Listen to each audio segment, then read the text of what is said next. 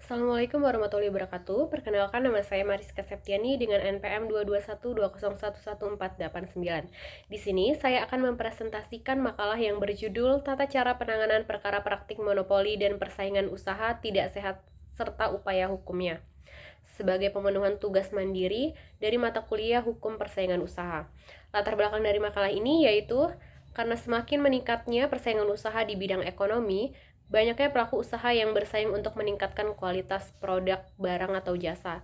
Seringkali, hal tersebut menyebabkan persaingan usaha yang dilakukan secara tidak sehat, dengan tujuan untuk meraih keuntungan-keuntungan yang instan.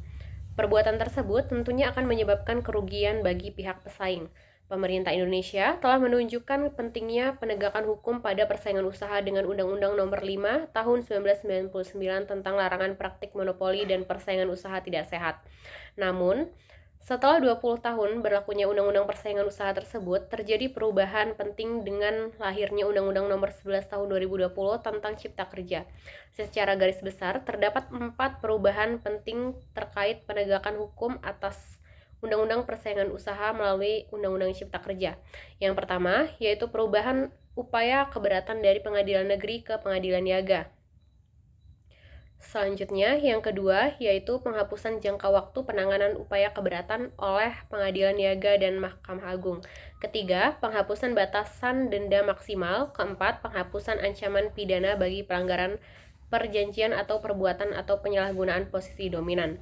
Namun, sanksi pidana tetap berlaku untuk pelaku usaha yang tidak kooperatif dalam penegakan persaingan usaha. Melalui Undang-Undang Persaingan Usaha, tidak hanya mengatur mengenai hukum material, tetapi juga mengatur hukum formil.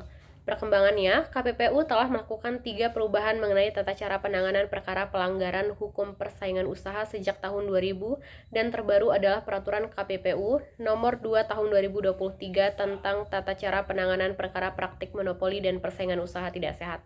Oleh karena itu, pada presentasi kali ini saya akan membahas terkait dengan tata cara penanganan perkara yang dilakukan oleh Komisi Pengawas Persaingan Usaha atau KPPU dan mekanisme upaya hukum yang ditempuh oleh terlapor terhadap putusan KPPU di tingkat Pengadilan Niaga, Kasasi, dan atau Mahkamah Agung. Rumusan masalah 1 yaitu tata cara penanganan perkara yang dilakukan oleh Komisi Pengawas Persaingan Usaha. Dalam hal ini, KPPU sebagai lembaga yang dibentuk untuk mengawasi pelaksanaan Undang-Undang Nomor 5 Tahun 1999 memiliki kewenangan aktif untuk melakukan penanganan perkara persaingan usaha di Indonesia.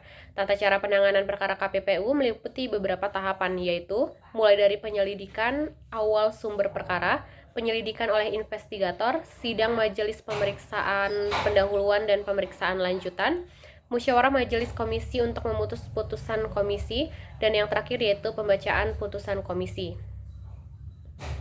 Baik, yang pertama yaitu penyelidikan awal sumber perkara.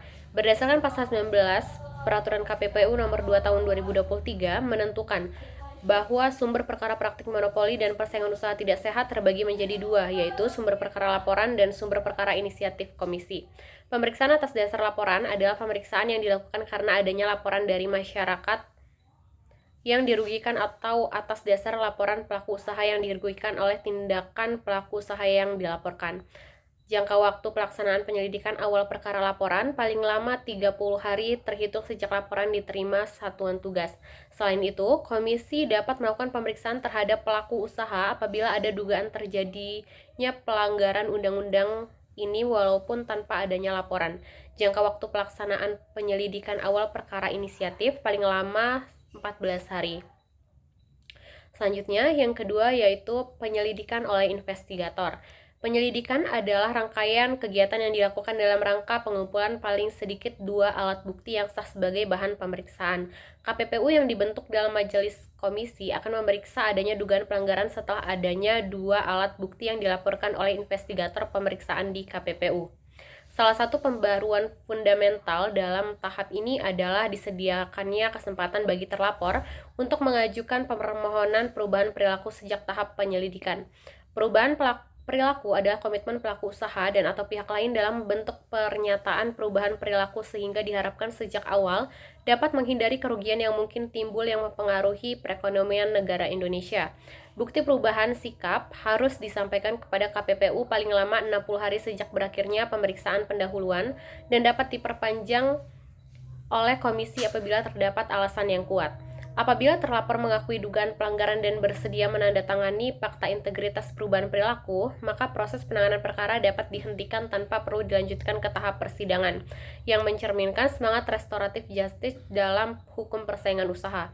Apabila perkara dilanjutkan karena tidak adanya pengajuan perubahan perilaku atau ditemukan bukti yang cukup, proses memasuki tahap pemberkasan dan persidangan di hadapan majelis komisi. Selanjutnya, yang ketiga yaitu sidang majelis pemeriksaan pendahuluan dan pemeriksaan lanjutan.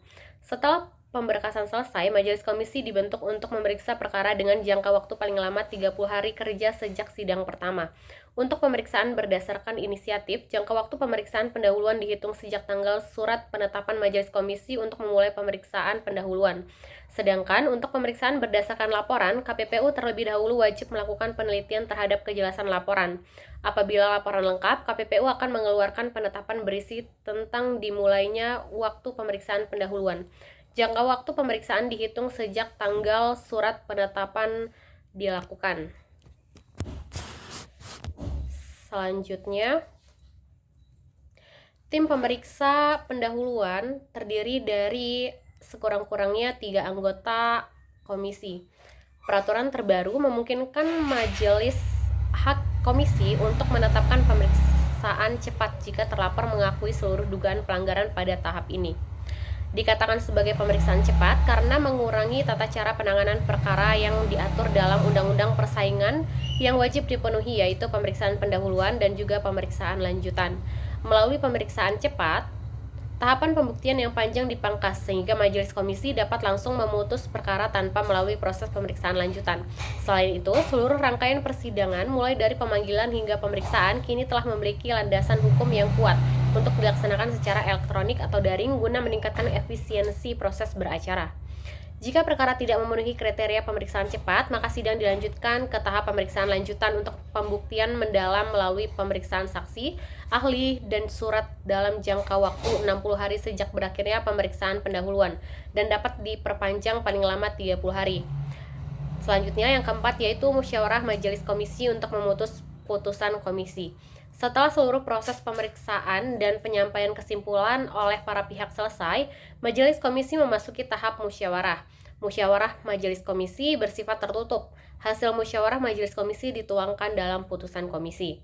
Dan yang terakhir yaitu pembacaan putusan komisi.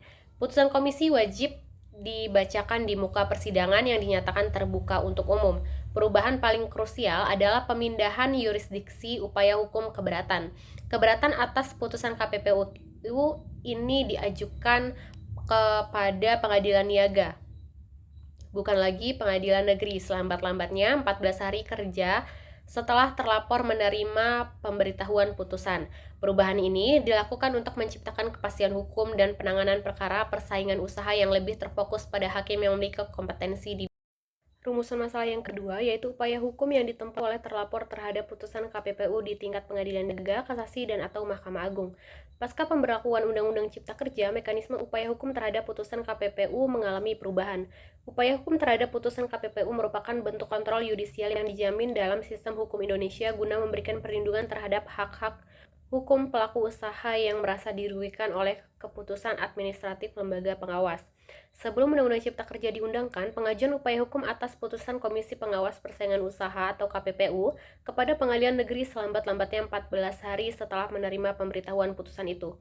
Setelah pemberlakuan Undang-Undang Cipta Kerja, pelaku usaha diberikan hak untuk mengajukan keberatan terhadap putusan KPPU kepada Pengadilan Niaga.